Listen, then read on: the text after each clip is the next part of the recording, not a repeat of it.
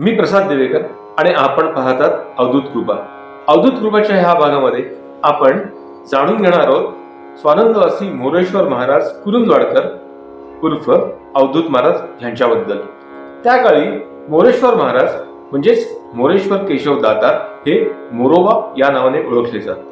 1905 साली पंत महाराजांनी समाधी घेतली आणि त्यांच्या सद्गुरूच्या विरहामुळे त्यांना वैराग्य प्राप्त होऊन उदासीनता आली. त्या उदासीनतेच्या भावात त्यांनी काशी यात्रेला जायचा निर्णय घेतला. पुढे पंत महाराजांच्या आशीर्वादाने त्यांना कीर्तन स्फूर्ती येऊन त्यांनी पंत महाराजांच्या अवधूत संप्रदायाचा झेंडा त्रिभुवनात गाजविला. कीर्तनाच्या माध्यमातून श्री पंतांचा बोध त्यांनी गोरगरीब, सुशिक्षित, अशिक्षित, बाळ गोपाळ यांच्यापर्यंत अत्यंत सहज आणि सुलभ अशा वाणीने पोहोचविला. कीर्तनापेक्षा त्यांच्या कीर्तनाला जास्त कृती जमत असे. नाटके बंद पाडणारा हरिदास अशा त्यांच्या कीर्तनाची ख्याती सर्वदूर झाली होती. त्यांच्या कीर्तनात लोक मंत्रमुग्ध होऊन जात असत. कीर्तनामध्ये श्री पंत महाराजांनी त्यांना दिलेली कफनी, काशीच्या शांताश्रम स्वामींनी दिलेली काशी विश्वेश्वराचा प्रसाद म्हणून सैली आणि हुबळीच्या सिद्धारूढ स्वामींनी दिलेलं व्याघ्राजिन हे ते वापरत असत. पंत महाराजांचे शेवटचे शिष्य शिवाप्पा हे मोरेश्वर महाराजांबरोबर सतत असत. साधारणतः 25 वर्ष त्यांनी त्यांना साथ केली. मोरेश्वर महाराजांमुळेच अवधूत संप्रदायाला अनेक शिष्य लाभले. उदाहरणार्थ मेघश्याम बुवा, मल्हारराव कीर्तीकर, मुकुंदराव राणे आणि अशा अनेक शिष्यांच्या आठवणी पुढे काम तामनकर यांनी संपादित केलेल्या अवधूत महाराजांच्या चरित्रात आजही उपलब्ध आहेत. काम तामनकर संपादित स्वानंदवासी मोरेश्वर महाराजांच्या चरित्राच्या आधारेच आपण श्री पंत महाराजांची मोरेश्वर महाराजांची म्हणजेच त्यावेळेच्या मोरोबांची भेट कशी झाली हे आता आपण ऐकूया. गुरुद्वादशीच्या उत्सवासाठी श्री पंतांच्या भेटीस जाण्याचा बेत श्री रामभाऊ लेले यांनी ठरवून त्यांनी आपल्याबरोबर मोरोबांनाही नेले. सायंकाळी 5-5:30चे सुमारास हे दोघंही श्री पंत महाराज बाळेकुंद्रीकर यांच्या निवासस्थानी पोहोचले. त्यावेळी पंत महाराज बेळगावच्या मिशन स्कूलमध्ये शिक्षक होते. श्री रामभाऊ लेले यांनी मोरोबांना दरवाजांतच सोडले आणि थोडे खाजगी काम आटपून येतो असे म्हणून ते बाहेर कुठेतरी गेले. पंतांनी मोरोबांना विचारले, कोठून आलात आपण? मोरोबा म्हणाले, मी व माझे मित्र रामभाऊ लेले असे दोघे पंत महाराज बाळेकुंद्रीकर म्हणून सत्पुरुष येथे राहतात, त्यांच्या भेटीला आलो आहोत. आपल्याला विचारणारे हेच श्रीपंत याची कल्पना मोरोबांना त्यांच्या पोशाखामुळे झाली नाही. कारण बूट, स्टॉकिंग्स, पर्शियन कॉलरचा लॉंग कोट अशा तऱ्हेच्या पोशाखांत पंत होते. मोरोबांना अशा पोशाखांतील पंत स्वतः म्हणाले, पंत बाहेर गेले आहेत, तुम्ही येथे आसनावर बसा, थोड्याच वेळात ते येतील.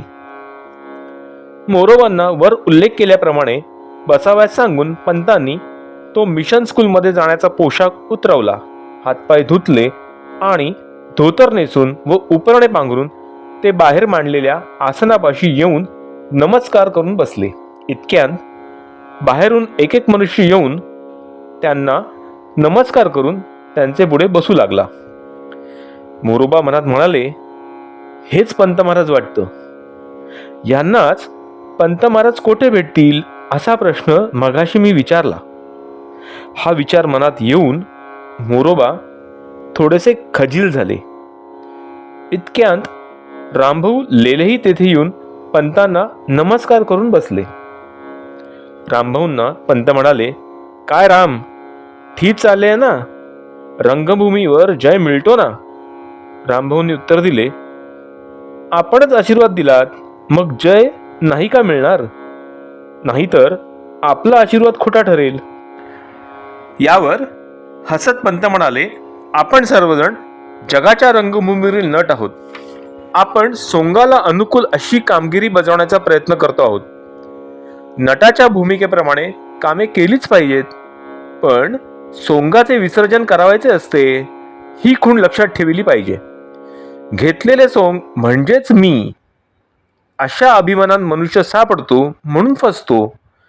सोंगाचे विसर्जन करून मूळ स्वरूपावर येण्यास शिकणे हाच परमार्थ असे संत शिकवितात. सदरील संवाद ऐकल्यावर मोरोबा चटकन उठले आणि पंतांच्या चरणी त्यांनी मस्तक ठेविले. पंतांनी मग मोरोबांना विचारले, का हो, पंत भेटले का तुम्हाला? मोरोबा लाजून म्हणाले, हो भेटले. श्री पंत त्यावर म्हणाले, मघा मी मिशन स्कूलचा मास्तर होतो. ते सोंग आणि हेही सोंगच. मूळचा मी निराळाच आहे. संध्याकाळी पंत भजनाला बसत.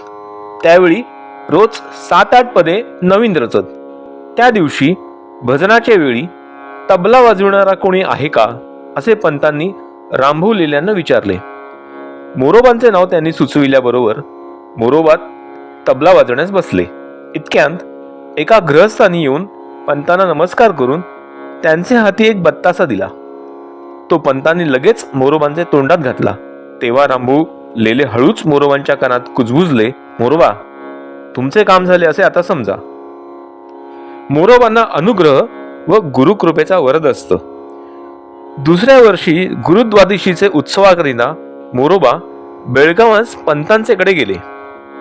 गुरुवारी गुरुद्वादशी असल्याने मध्यरात्री 2 वाजता पंतांनी मोरोबांना अनुग्रह देऊन पूर्ण कृपेचा वरदहस्त मोरोबांचे मस्तकी ठेविला.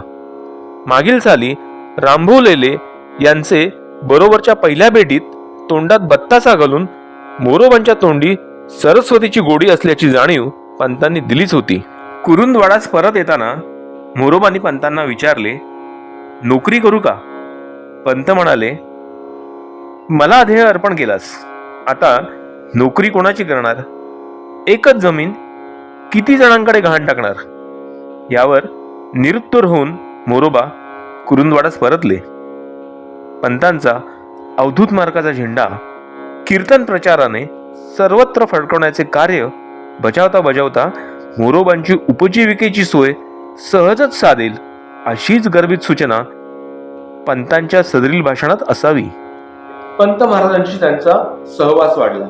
त्याच्यातून त्यांना काव्यस्फूर्ती झाली. काव्यस्फूर्तीमध्ये त्यांनी अवधूत हरिपाठ, पद, अभंग, 52 मात्रांची लावणी, आध्यात्मिक दृष्ट तसेच आत्मबोधाच्या श्लोकांची रचना केली. आत्मबोधांच्या श्लोकांची संख्या जवळजवळ 100 आहे आणि याची रचना साधारणतः रामदास स्वामींचे मनाचे श्लोक जसे आहेत त्या प्रकारेच आहे. आता ह्या आत्मबोधांच्या श्लोकातील काही श्लोक आपण ऐकूया. मनात्वा धरावा गुरुनाम छंद, छंदे चितरले जगी साधुरुंद. मना नाम हे सर्व विकल्प मोडी, म्हणे मोर या नाम त्याचे न सोडी. गुरुनाम घ्यावे निजधामी जावे, न घेता मना सुख कैचे मिळावे. मना रे परेला करी पूर्ण वेडी, म्हणे मोर या नाम त्याचे न सोडी. मना सोहमाची अजपा जपावी, मना हंस गायत्री ध्यानी असावी. मना उगमी रे उलटे चलावे, म्हणे मोर या संगमी सुख घ्यावे. तसेच या आत्मबोधांच्या श्लोकांबद्दल पंत गुरुचरित्र अध्याय 50 मधील ओव्या पुढील प्रमाणे. रसना रसाळ वाणी होऊन, स्वात्मबोध सघन परिपूर्ण. ओतप्रोत भरित जाण, आत्मानुभव ग्रंथ रचिला. ते आत्मानुभवाचे श्लोक वाचिता मूढ उद्धरे देख. वर्णोनी श्री गुरुमहिमा अनेक, लाविले जनभक्तिसी.